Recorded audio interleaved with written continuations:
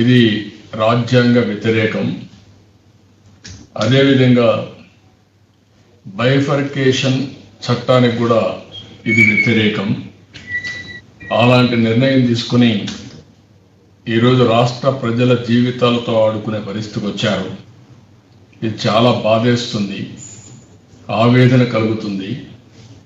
ఈరోజు సమయం కూడా మనం అందరం చూస్తే ప్రజలందరూ కూడా కరోనాతో ఎక్కడికక్కడ బాధపడుతూ బయట రాలేని పరిస్థితి, ఆర్థికంగా చితికిపోయే పరిస్థితి, తిరిగి కోలుకుంటామా లేదా అని ఆలోచించే సమయం. అదే సమయంలో చాలామందికి జీవనోపాధి కూడా లేకుండా, తిండి కూడా సరిగా దొరికే పరిస్థితి లేకుండా బాధపడే పరిస్థితి. అనారోగ్యంతో హాస్పిటల్కి వెళ్తే అక్కడ బెడ్స్ లేకుండా, ట్రీట్మెంట్ ఇచ్చేవాళ్ళు లేకుండా చాలా బాధపడుతూ ఉండే పరిస్థితి. అలాంటి పరిస్థితిలో ఇంట్లో నుంచి బయట రావాలంటే భయం. ఒకవేళ కరోనా వస్తే ఎవరికైనా ఫోన్ చేస్తే ఎవరు వచ్చి వాళ్ళని ఆదుకునే పరిస్థితి. కొంతమంది క్వారంటైన్ సెంటర్లో పెట్టి అక్కడ భోజనం కూడా పెట్టకపోతే వాళ్ళు రివోల్ట్ చేసి మళ్ళా ఇళ్ళకి వెళ్ళిపోయే పరిస్థితి. ఇలాంటి 4-5 రోజుల నుంచి దేశంలోనే కరోనా ఎక్కువ నెంబర్ వచ్చే రాష్ట్రం ఆంధ్రప్రదేశ్ రాష్ట్రం. మహారాష్ట్ర కాదు, ఢిల్లీ కాదు, తమిళనాడు కాదు. ఈరోజు అలాంటి పరిస్థితిలో మళ్ళీ ఇలాంటి చిచ్చు ఈ రాష్ట్రంలో తీసుకొచ్చారంటే చాలా బాధేస్తుంది, ఆవేదన కలుగుతుంది. అమరావతి ఆంధ్రుల కళ. ప్రతి ఒక్కరు కూడా హైదరాబాద్ ఆ రోజు పోయిన తర్వాత మేము కూడా ఒక రాజధాని కట్టుకోవాలి, మా పిల్లలు కూడా భవిష్యత్తు ఉండాలి, మా పిల్లల భవిష్యత్తు కోసం మేము కూడా రాజధాని కట్టుకోవాలని ఒక ఆకాంక్ష బలంగా ఉన్నప్పుడు అమరావతి పుట్టుకొచ్చింది. అమరావతి ఆ రోజు మీరు చూస్తే అక్కడ ఉండే రైతాంగం 33,000 ఎకరాలు భూమి, 29,000 మంది రైతులు స్వచ్ఛందంగా ముందుకొచ్చి మా వంతు కర్తవ్యం మేము చేస్తాం, ల్యాండ్ పూలింగ్లో ఇస్తామని ముందుకొచ్చారు. ఇది ప్రపంచంలో ఎక్కడా జరగల. అలాంటి వినూత్నమైన కార్యక్రమంతో ముందుకొచ్చి ల్యాండ్ ఇస్తే అది కూడా వాళ్ళకి బ్రీచ్ ఆఫ్ ట్రస్ట్. ఒక నమ్మకం కలిగించాం, నమ్మకాన్ని ఇచ్చాం. అమరావతి అభివృద్ధి అవుతుంది, మీరు కూడా పేద మధ్యతరగతి రైతులు ఉన్నారు, ఇక్కడ అభివృద్ధి అయితే మీకు కూడా లాభం వస్తుంది, రాష్ట్రం బాగుపడుతుంది, కాబట్టి ముందుకు రమ్మంటే వాళ్ళందరూ ముందుకొచ్చి ఆ భూమి ఇచ్చారు. అది కూడా ఆ ప్రాజెక్ట్ మీరు చూస్తే సెల్ఫ్ ఫైనాన్సింగ్ ప్రాజెక్ట్. ప్రభుత్వం ఒక్క పైసా ఖర్చు పెట్టకుండా అక్కడ భూమితోనే ఒక బ్రహ్మాండమైన రాజధాని అభివృద్ధి చేసుకుని ప్రపంచానికి ఆదర్శంగా ఉండవలసిన పరిస్థితి. మామూలు రాజధాని అంటే ప్రజలందరికీ ఒక ఇది నా రాజధాని, ఇది నాకు భాగస్వామ్యం ఉంది, ఇక్కడ నాకు ఉద్యోగం వస్తుంది, ఇక్కడ నాకు ఉపాధి దొరుకుతుంది, లేకపోతే ఇక్కడ ఆదాయం వస్తే ఈ ఆదాయాన్ని పేదవాళ్ళ సంక్షేమ కార్యక్రమాలకు ఉపయోగిస్తారు అనే విధంగా రాజధాని అభివృద్ధి చేయాలనుకొని ముందుకు పోయాం. అలాంటి రాజధానిని ఈరోజు మొత్తం ఎక్కడికక్కడ చిన్నాభిన్నం చేశారు. ఆంధ్రప్రదేశ్ ప్రజల యొక్క స్వప్నాన్ని కానీ ప్రజల ఆలోచనల్ని మొత్తం సర్వనాశనం చేసే పరిస్థితికి వచ్చారు. 225-30 రోజుల నుంచి రైతులు ఆందోళన చేస్తున్నారు. కొంతమంది చనిపోయారు, గుండెపోటుతో చనిపోయారు, ఆడపిల్లలు అవమానం పాలయ్యారు. దేనికోసం నేను అడుగుతున్నా, వాళ్ళు చేసేది తప్పేంటని అడుగుతున్నా. ఎందుకు ఇంత దారుణంగా నీచంగా ఎందుకు ప్రవర్తించారో ఈ ప్రభుత్వం సమాధానం చెప్పాల్సిన బాధ్యత వీళ్ళపై ఉంది. 5 కోట్ల జనాభా. ఈరోజు మీరు ఒకసారి చూస్తే అందరూ కూడా షాక్ అయ్యే పరిస్థితికి వచ్చారు. ఏంటి పైశాచిక ఆనందం, ఏంటి ఇలాంటి దుర్మార్గమైన కార్యక్రమాలని ఆలోచించే పరిస్థితికి వచ్చారు. ఈరోజు ఒక్కసారి మనం చూస్తే బైఫర్కేషన్ యాక్ట్లో చాలా స్పష్టంగా ఒక రాజధాని ఉందని తప్ప భారతదేశ చరిత్రలో కాదు, ప్రపంచ దేశాల చరిత్రలో ఎక్కడ కూడా 3 రాజధానులు లేవు. అది దేశ స్థాయిలో కానీ రాష్ట్ర స్థాయిలో కానీ ఎక్కడ 3 రాజధానులు లేవు. అలాంటిది 3 రాజధానులని మాట్లాడి బైఫర్కేషన్ యాక్ట్కే చిల్లులు గుడిచే పరిస్థితికి వచ్చారు.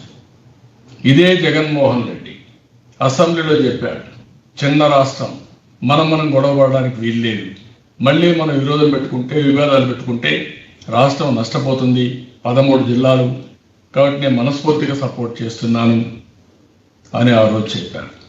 ఎందుకు మడమ తిప్పారని అడుగుతున్నాం.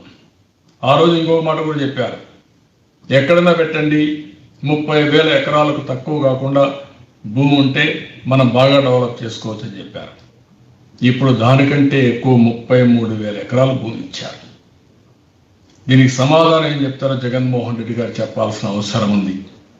ఆ రోజు చెప్పారు, మాట చెప్పారు, మభ్యపెట్టారు. ఈరోజు రాష్ట్రానికి ద్రోహం చేసే పరిస్థితికి వచ్చారు, ప్రజలకు అన్యాయం చేసే పరిస్థితికి వచ్చారు, దుర్మార్గంగా ప్రవర్తించారు. మీరు బిల్లు తీసుకొచ్చారు, కౌన్సిల్లో సెలెక్ట్ కమిటీకి పంపించారు. ఈ విషయమే ఏజీ కూడా ఒప్పుకున్నాడు. హైకోర్టులో ఏజీ చెప్పాడు, మేము బిల్లు సెలెక్ట్ కమిటీలో ఉంది, సెలెక్ట్ కమిటీ వచ్చిన తర్వాత మేము కోర్టుకి తెలియజేస్తాం, తర్వాతనే చర్యలు ఉంటాయని ఏజీ హైకోర్టుకు కూడా చెప్పారు. అదే సమయంలో కౌన్సిల్ చైర్మన్ వెళ్ళి గవర్నర్ని కలిశారు. నేను సెలెక్ట్ కమిటీ వేశాను, ప్రభుత్వం అమలు చేయడం లేదు, ఇది చాలా దుర్మార్గం. గవర్నర్ అనేది రాజ్యాంగపరంగా ఉండే వ్యవస్థ. అదే సమయంలో కౌన్సిల్ చైర్మన్ అనేది ఒక స్వయం ప్రతిపత్తి కలిగినటువంటి రాజ్యాంగ వ్యవస్థ. అసెంబ్లీ కానీ, కౌన్సిల్ కానీ, ఎలక్షన్ కమిషన్లు కానీ, ఇవన్నీ. అలాంటప్పుడు ఆయన కంప్లైంట్ చేస్తే గవర్నర్ ఏం మాట్లాడలేకపోయాడు. అదే సమయంలో మళ్ళా ఇప్పుడు కొత్త బిల్లులు పంపించి ఆ బిల్లులు పంపిస్తే వాటి మీద గవర్నర్ సంతకం పెట్టాడంటే ఎంత దుర్మార్గం అని ఆలోచించి అడుగుతున్నాను. ఆ బిల్లులు మేము కౌన్సిల్లో పాస్ చేయలేదు, కౌన్సిల్లో గొడవ జరిగింది, సైనడైజ్ చేశారు. ఈసారి కౌన్సిల్లో ఏవైతే డిమాండ్స్ ఉందో ఫైనాన్షియల్ బిల్లు కూడా పాస్ చేయకపోతే అలాంటి విషయాలన్నీ గవర్నర్కి తెలిసి ఇంత దుర్మార్గం చేయడం చాలా బాధేస్తుంది. 10,000 కోట్ల రూపాయలు ఖర్చు పెట్టాం. ఎవరి డబ్బులు నేను అడుగుతున్నా. ఈ 10,000 కోట్ల రూపాయలతో ఈరోజు ఇంకొంత డబ్బులు ఖర్చు పెడితే ఆటోమేటిక్ ఇది అయిపోయేది. కావాలని అపవాదాలు వేశారు. 1,00,000 కోట్లు కావాలని చెప్పి మాట్లాడారు. అక్కడ భూకంపాలు వస్తాయని, ఫౌండేషన్కి ఎక్కువ ఖర్చు అవుతుందని, వరదకు ముప్పు అవుతుందని చాలా రకాలుగా మాట్లాడి అన్ని విధాల అన్ని రిపోర్ట్లు ఎక్కడా లేకపోయినా తప్పుడు ప్రచారం చేశారు. ఇంకొక పక్కన ఏదో ఇక్కడంతా భూమి అంతా కూడా అమ్మేసుకున్నారు, పెద్ద స్కామ్ జరిగిందని తప్పుడు ప్రచారం చేశారు. భూమి రైతులది, ఇచ్చింది ల్యాండ్ పోలింగ్లో. ఈరోజు రైతుల దగ్గర భూములు ఉన్నాయి, వాళ్లే అమ్ముకుంటారు. అలాంటి విషయాన్ని కూడా మీరు కావాలని మాట్లాడి అమరావతిని ఏదో విధంగా చంపేయాలి, అమరావతిని నాశనం చేయాలి అనే ఉద్దేశంతో ఇలాంటి తప్పుడు పనులు చేసే దానికోసం మీరు జీఎన్ రావు కమిటీ వేస్తారు, బోస్టన్ కమిటీ వేస్తారు, ఫేక్ అలిగేషన్లు చేస్తారు. ఇవన్నీ చేసి ఈరోజు చాలా దారుణంగా నీచంగా మీరు ప్రవర్తించే పరిస్థితికి వచ్చారు. ఈరోజు మనందరం కూడా గుర్తుపెట్టుకోవాలి, కావాల్సింది అభివృద్ధి వికేంద్రీకరణ. ప్రజలకు అభివృద్ధి కావాలి, అభివృద్ధి చేసి ఉపాధి కల్పించాలి, వాళ్ళకి ఆదాయం పెంచాలి, వాళ్ళ భవిష్యత్తు ఆశాజనకంగా తయారు చేయాల్సిన బాధ్యత ఈ ప్రభుత్వం పైన ఉంది.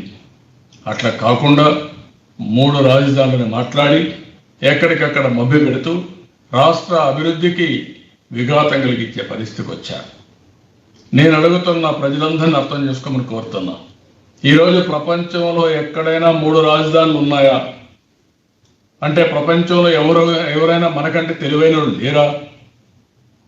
మీరు 3 రాజధానులని పేరు పెట్టి ఈరోజు రాష్ట్రాన్ని భ్రష్టు పట్టిస్తూ ఉంటే ప్రజలు ఆలోచించాల్సిన అవసరం ఉందని చెప్పి నేను మీకు తెలియజేస్తున్నా.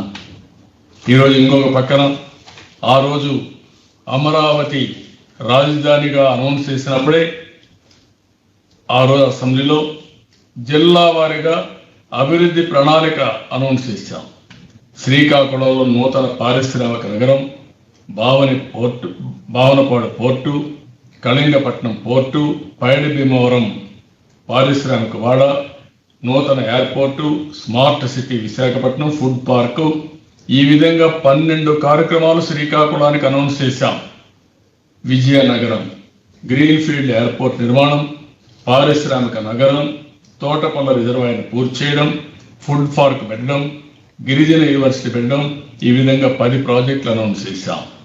విశాఖపట్నం మెగా సిటీ, విశాఖపట్నం అంతర్జాతీయ విమానాశ్రయం, విసిఐసి పారిశ్రామిక వాడ, metro rail, Indian institute of management, Indian institute of foreign trade, mega IT hub, electronic ఉత్పత్తుల కేంద్రం, ఇన్నోవేషన్ మరియు incubation hub, food park, Gangavaram LNG terminal, railway zone, మొత్తం కలిసి 13 అనౌన్స్ చేశాం.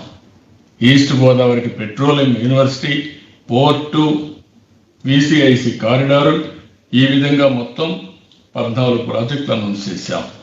West Godavari national institute of technology, అదే మరి Indian institute of finance and arts, Narsapur port, ఇలాంటి 14 announce చేశాం. కృష్ణా జిల్లాకి దగ్గర 14 ప్రాజెక్టులు అనౌన్స్ చేశాం. గుంటూరు జిల్లాకి 11 ప్రాజెక్టులు అనౌన్స్ చేశాం. ప్రకాశం జిల్లాకి 8 ప్రాజెక్టులు అనౌన్స్ చేశాం. నెల్లూరుకి 9 ప్రాజెక్టులు అనౌన్స్ చేశాం. చిత్తూరుకి 12 ప్రాజెక్టులు అనౌన్స్ చేశాం. కడపకు 9 అనౌన్స్ చేశాం. అనంతపూర్లో 17 ప్రాజెక్టులు అనౌన్స్ చేశాం. కర్నూలుకైతే కర్నూలుని స్మార్ట్ సిటీగా చేయడం, నూతన విమానాశ్రయం తీసుకురావడం, అరకు వద్ద నూతన పారిశ్రామిక నగరం చేయడం, హైదరాబాద్ బెంగళూరు పారిశ్రామిక కారిడార్ చేయడం, టెక్స్టైల్ క్లస్టర్ తీసుకురావడం, కోయలగుంటలో సిమెంట్ ఉత్పత్తుల హబ్బు తయారు చేయడం, Indian institute of information technology పెట్టడం, న్యూక్లియర్ ఫ్యూయల్ కాంప్లెక్స్ పెట్టడం, సూపర్ స్పెషాలిటీ హాస్పిటల్ ఇవ్వడం, సోలార్ విండ్ పవర్ డెవలప్ చేయడం, విత్తనోత్పత్తి కేంద్రం చేయడం, రైల్వే వ్యాగన్ల మరమ్మతుల కర్మాగారం, మైనింగ్ స్కూల్, ఫుడ్ పార్క్, ఇలాంటివన్నీ అనౌన్స్ చేశాం. నేను అడుగుతున్నా, ఆ రోజు రాయలసీమకి రోడ్డు మార్గాలను అనుసంధానించాలనుకున్నాం. ఏదైతే కర్నూలు వినుకొండ వయా శ్రీశైలం, కర్నూలు నంద్యాల గిద్దలూరు గుంటూరు 4 లేన్ రోడ్లు, నంద్యాల పూర్వమెళ్ళ కృష్ణపట్నం 4 లేన్ రోడ్లు, విశాఖపట్నం రాజంపేట కడప 4 లేన్ రోడ్లు వేయాలనుకున్నాం. కరువు నిర్వహణ పథకాన్ని పెద్ద ఎత్తున drip irrigation, solar wind energy, ఇలాంటి చాలా కార్యక్రమాలు తీసుకుని రాయలసీమని ఒక హార్టికల్చర్ హబ్గా, ఇండస్ట్రియల్కి అనువైన ప్రదేశం, ఒక పక్క బెంగళూరు ఉంది, ఒక పక్క హైదరాబాద్ ఉంది, ఒక పక్క చెన్నై ఉంది. ఈ 3 నగరాలు ఉపయోగించి ఆ ప్రాంతాన్ని పెద్ద ఎత్తున అభివృద్ధి చేయాలని ముందుకు పోయాం. కియా మోటార్స్ కూడా తీసుకొచ్చాం. చిత్తూరుని పారిశ్రామిక కేంద్రంగా తయారు చేశాం. కర్నూలుని పారిశ్రామిక కేంద్రంగా తయారు చేయడం కోసం ముందుకు పోయాం. అదే మరి వాటర్ తీసుకొచ్చాం. పట్టిసీమ పూర్తి చేసి కృష్ణా డెల్టాకు నీళ్ళు ఇచ్చి, ఆ నీళ్లు శ్రీశైలంలో పొదుపు చేసి తద్వారా రాయలసీమకి ఇచ్చి అన్ని ప్రాజెక్టులు పూర్తి చేయాలని పోయాం. అలాంటి ప్రాజెక్టులన్నీ పూర్తి చేయకుండా ఈరోజు ఇలాంటి దుర్మార్గమైన కార్యక్రమానికి, చరిత్రలో ప్రజలు కూడా అసహించుకునే కార్యక్రమానికి శ్రీకారం చుట్టారు. మనుషుల వ్యక్తుల యొక్క ఎన్ని సంవత్సరాల్లో అధికారులు ఉంటే అధికారం శాశ్వతం కాదు. మనం అధికారంలో పోయిన తర్వాత మనం చేసిన మంచి చెడులే శాశ్వతంగా మిగులుతాయి. ఆ విషయం మీరు గుర్తుపెట్టుకోవాల్సిన అవసరం ఉంది. ఈరోజు నాకు ఒక తృప్తి ఉంది, ఒక సాటిస్ఫాక్షన్ ఉంది. హైదరాబాద్ నగరంలో సైబరాబాద్ నగరాన్ని, హైదరాబాద్ నగరంలో ఇన్ఫ్రాస్ట్రక్చర్ డెవలప్ చేశాం. ఒక ఎయిర్పోర్ట్ని, ఒక ఔటర్ రింగ్ రోడ్ని, ఒక సైబరాబాద్ నగరాన్ని, ఒక జినాం వ్యాలీని, ఇవన్నీ అభివృద్ధి చేశాం. అవన్నీ ఈరోజు ఫలితాలు ఇచ్చే పరిస్థితికి వచ్చాయి. ఈరోజు మీరు చేసింది ఏంటి? మీ పని ఏంటి? రాష్ట్రాన్ని ఏం చేశారని అడుగుతున్నాను. ఈరోజు రాష్ట్రంలో చాలా దారుణంగా నీచంగా ప్రవర్తించి రాష్ట్ర అభివృద్ధికి గొడ్డలు పెట్టుగా భవిష్యత్తును అంధకారం చేసే పరిస్థితిని తీసుకొచ్చారు. అది కూడా చాలా బాధేస్తుంది. సమయం కానీ వీళ్ళు చేసే పనులు కానీ ఆలోచిస్తూ ఉంటే ఇప్పటికే రాష్ట్రంలో అప్పుల పాలైపోయి ఎక్కడ కూడా అభివృద్ధి లేకుండా వీళ్ళు వచ్చిన 14 నెలల్లో ఏ పని లేకుండా ఎక్కడ చూసినా విధ్వంసం తప్ప ఇంకోటి లేకుండా చేసే పరిస్థితికి వచ్చారు. రాజకీయ పార్టీలపైన విన్యాసాలు, ఎక్కడికక్కడ కక్ష సాధింపు చర్యలు, ప్రజలపైన దాడులు, ఏదైనా మాట్లాడితే పోలీస్ కేసులు, ఇవన్నీ పెట్టి కడాను ఈరోజు చూస్తూ ఉంటే రోజు రోజుకు రాజ్యాంగ వ్యతిరేక కార్యక్రమాలు, ప్రజా వ్యతిరేక కార్యక్రమాలు, చట్ట వ్యతిరేక కార్యక్రమాలు చేసి రాష్ట్రాన్ని భ్రష్టు పట్టించే పరిస్థితికి వచ్చారు. ఈరోజు అమరావతి వీళ్ళు చేసిన పని పరాకాష్ట. అందుకే తెలుగుదేశం పార్టీ చాలా స్పష్టంగా ఉన్నాం. ఆ రోజు మేము ఒక హామీ ఇచ్చాం, రైతుల ముందుకు వచ్చారు. ఒక నమ్మకాన్ని, రైతుల నమ్మకాన్ని పూర్తిగా వారి యొక్క విశ్వాసాన్ని ఈ ప్రభుత్వం దెబ్బతీసే పరిస్థితికి వచ్చారు. వాళ్ళకు ఒక హక్కు ఉంది, రాజధాని ఇక్కడే ఉంటుందని చెప్పాం. అందుకే 33,000 ఎకరాలు ఇచ్చారు. అది చేసిన తర్వాత ప్రత్యేకమైన చట్టం తీసుకొచ్చాం. ఆ చట్టంతో వాళ్ళకి గ్యారంటీ ఇచ్చాం. ఇచ్చింది నేను కాదు, చంద్రబాబు నాయుడు కాదు, ఆంధ్రప్రదేశ్ ముఖ్యమంత్రి, రాష్ట్ర ముఖ్యమంత్రిగా ఇచ్చాం. ఆ రాష్ట్ర ముఖ్యమంత్రిగా ఇచ్చినటువంటి ఆ రోజు చట్టంలో పొందుపరిచిన అంశాలు ఎవరికైనా సరే కంపల్సరీగా బాధ్యత తీసుకోవాల్సిన అవసరమైంది. ఇచ్చింది రాష్ట్ర ప్రభుత్వం, వ్యక్తులు కాదు. ఒక ఇండస్ట్రీకి ఒక అగ్రిమెంట్ ఇస్తే ఎప్పుడన్నా వైలేషన్ అయితే కోర్టుకు పోతే దాన్ని సరిచేసి వాళ్ళకి ఇచ్చిన అగ్రిమెంట్ని నిలబెట్టే బాధ్యత కోర్టు తీసుకుంటారు. ఈ దేశంలో చట్టం ఉంది. ఈరోజు ఎవరైనా చట్ట వ్యతిరేక కార్యక్రమాలు చేస్తే, చట్ట ఉల్లంఘన చేసినా, ఇలాంటి అగ్రిమెంట్లు ఉల్లంఘన చేసినా, లేకుంటే రాజ్యాంగ వ్యతిరేకంగా కార్యక్రమాలు చేసినా ఈరోజు ఎక్కడికక్కడ కరెక్ట్ చేసే మెకానిజం కూడా ఉన్నాయి. అలాంటిది ఈరోజు మనం చూస్తూ ఉంటే చాలా దారుణంగా చేశారు.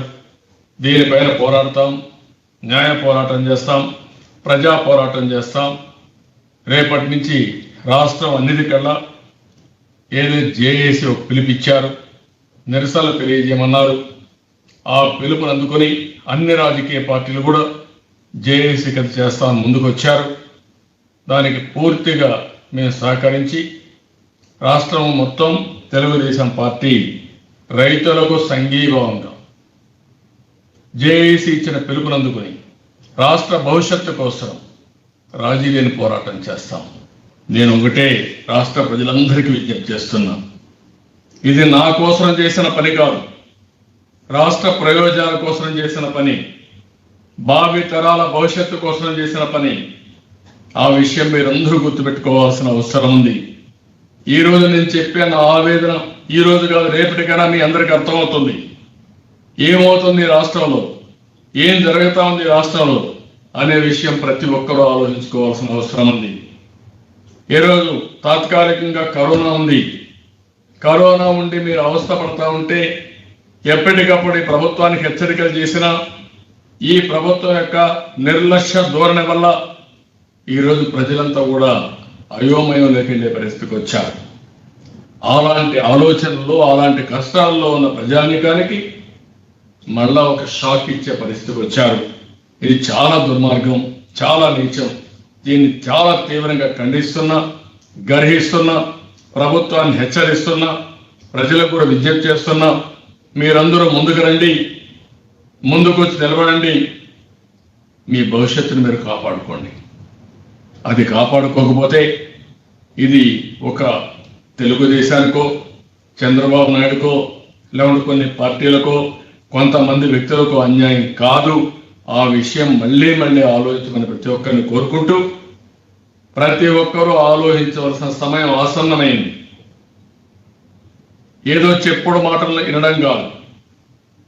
ఈరోజు వాళ్ళ యొక్క ప్రవర్తన ఎట్టుందంటే, ఎక్కిన చెట్టును నరుక్కుంటూ నేను చేసింది కరెక్ట్ అని చెప్పుకుని ఆనందపడే పరిస్థితి, సంకరగరేసుకునే పరిస్థితి, ఎదురుదాడి చేసే పరిస్థితి.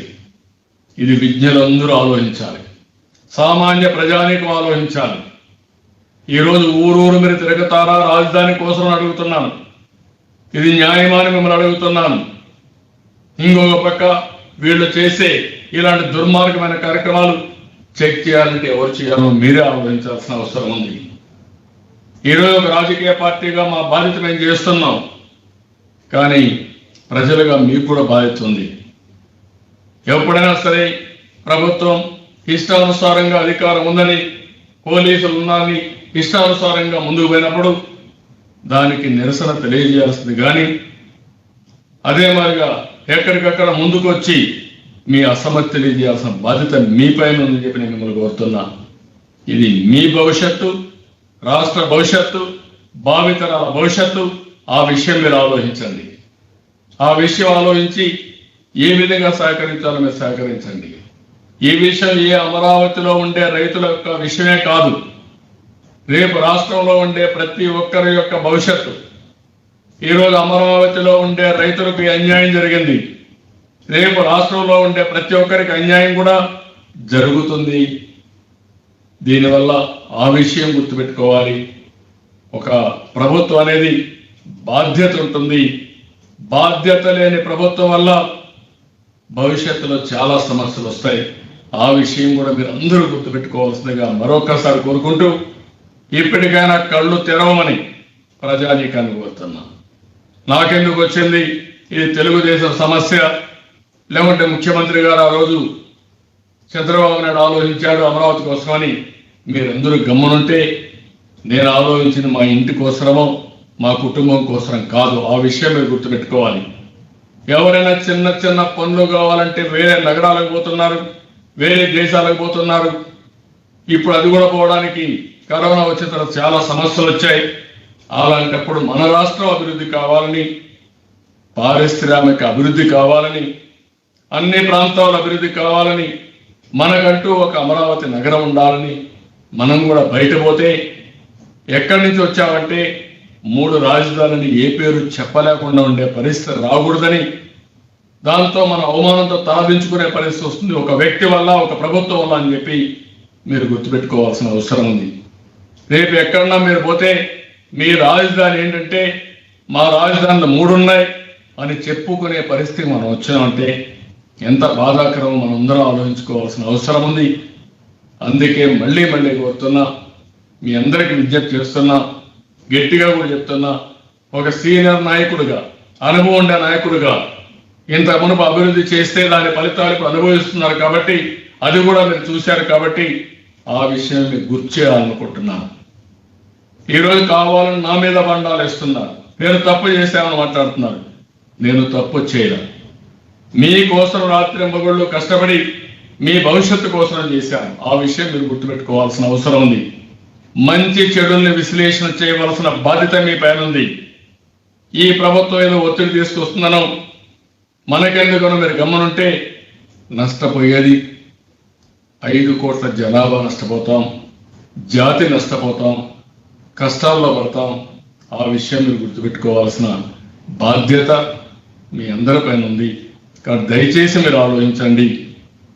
రాజకీయాల కోసం కాదు, రాజకీయాలు కక్ష కోసం కాదు, రాజకీయాలు కక్ష తెచ్చుకొని పైశాచిక ఆనందం పొందడానికి కాదు, మీ కష్టాలు తీర్చడానికి, మీ భవిష్యత్తు తీర్చిదిద్దడానికి, మీరు ఇబ్బందుల్లో ఉన్నప్పుడు మిమ్మల్ని ఆదుకోవడానికి తప్ప ఇంకోటి కాదు. ఈరోజు నేను అడుగుతున్న దీనిపైన పెట్టిన శ్రద్ధ, కరోనా వైరస్ పైన పెట్టి దాన్ని నియంత్రణ చేసి మీ ప్రాణాలు కాపాడగలుగుంటే, మీకు రాకుండా చేయగలుగుంటే చాలా బాగుండేది. కరోనా వైరస్ని గాలి వదిలిపెట్టి ఇష్టానుసారంగా బిహేవ్ చేసి వీళ్ళే కరోనా వైరస్ని రాష్ట్రం అంతా స్ప్రెడ్ చేసి ఈరోజు ఇంట్లో నుంచి బయట రావాలంటే భయపడిపోయి, కరోనా వచ్చిన తర్వాత భయభ్రాంతులు అయిపోయి సైకలాజికల్గా ఏం చేయాలో దిక్కుదిరిగిన పరిస్థితిలో నిన్న ఒక్కసారి చూస్తే ఒక కరోనా పాజిటివ్ వస్తే ఒక అమ్మాయిని విజయవాడ నగరంలో ఇంటికి తీసుకెళ్ళిపోయాడు, లేకపోతే ఆ బిల్డింగ్కి దూకి చనిపోవాలనుకుంటే ఎంత బాధ వేస్తుందని అడుగుతున్నాను. అది ఈ ప్రభుత్వానికి బాధ్యత లేదని నేను అడుగుతున్నాను. ఇలాంటి సంఘటనలు జరగకుండా చూడవలసిన బాధ్యత మన అందరిపైన లేదని మిమ్మల్ని అడుగుతున్నాను. ఈ రోజే మీరు చూస్తే ప్రకాశం జిల్లాలో 10 మంది ఈ యొక్క నాటుసారా ఇలిసిట్ లిక్కర్ గాల్చి చనిపోతే ఆ 10 మంది ఎందుకు చనిపోయారని ఆలోచించకుండా చాలా సింపుల్గా శానిటైజర్ తాగారు, చనిపోయారు, మాకు బాధ్యత లేదనే పరిస్థితి వస్తే ఏం చెప్పాలి? ఎవరు దీనికి సమాధానం చెప్పాలి? ప్రజల ప్రాణాలకు లెక్క లేదా? విలువ లేదా? ఆలోచన లేదా? ఆ విషయం నేను అడుగుతున్నా. ప్రజలందరూ గుర్తుపెట్టుకోమని కోరుతున్నాను. ఇంకా కూడా మీరు రియలైజేషన్ రాకపోతే మన రాష్ట్ర భవిష్యత్తు అంధకారం అవుతుంది. అయినా పర్వాలేదు అనుకుంటే నష్టపోతాం. ఈ విషయం గుర్తుపెట్టుకోమని ప్రతి ఒక్కరిని కోరుతున్నా, ప్రార్థిస్తున్నా. మీరందరూ అభిమానించిన వ్యక్తిగా నా బాధ్యత నేను చేస్తాను. మీరు కూడా మీ బాధ్యత చేసే సమయం వచ్చింది. ఈ విషయం గుర్తుపెట్టుకోమని మరొక్కసారి మిమ్మల్ని అందరినీ కోరుకుంటూ, ఎన్నో రోజుల నుంచి పోరాడుతున్నాం. కానీ ఈ ప్రభుత్వానికి కనికరం లేదు, ముందు చూపు లేదు, రాష్ట్రం మీద అభిమానం లేదు. వీళ్ళ యొక్క కక్ష కార్పణ్యాలు తీర్చుకోవాలనే ఆలోచన తప్ప ఇంకోటి లేకుండా చేస్తున్నారు. ఇది గుర్తుపెట్టుకోమని ప్రతి ఒక్కరిని మరొక్కసారి కోరుకుంటూ, రేపు ఎల్లుండు రాబోయే రోజుల్లో జేఏసీ చేసే పోరాటం, రాజకీయ పార్టీలు సపోర్ట్ చేసే విధానానికి మీరు కూడా ముందుకు రండి. వ్యతిరేకంగా మాట్లాడే వ్యక్తుల గురించి ఆలోచించండి. వాళ్ళు చెప్పే విషయాలు కూడా మీరు ఆలోచించండి. ఈరోజు ఎక్కడెక్కడికో వెళ్ళే పరిస్థితి వస్తే ఆ రోజు అందరం ఒప్పుకున్నాం. రాష్ట్రంలో 5 కోట్ల మంది ఎవ్వరు కూడా ఒక్క వ్యక్తి కూడా ఇది కరెక్ట్ కాదని చెప్పలేదు. శ్రీకాకుళం మొదలుకొని కర్నూలు వరకు, చిత్తూరు వరకు అందరూ కూడా ఆమోదించిన రాజధాని అమరావతి. దానికోసం త్యాగం చేసిన రైతాంగం, అమరావతి రైతాంగం. అలాంటిది ఈరోజు ఇలాంటి కార్యక్రమం చేసినప్పుడు మనందరికీ బాధ్యత ఉంది. అందరూ సమిష్టిగా ఆలోచించాలని మరొక్కసారి కోరుకుంటూ, దీనికి చైతన్యమే మార్గం. మీలో ఒక చైతన్యం వచ్చి అందరూ కలిసే విధంగా ముందుకు పోతే తప్ప ఇది పరిష్కారం చేయలేం.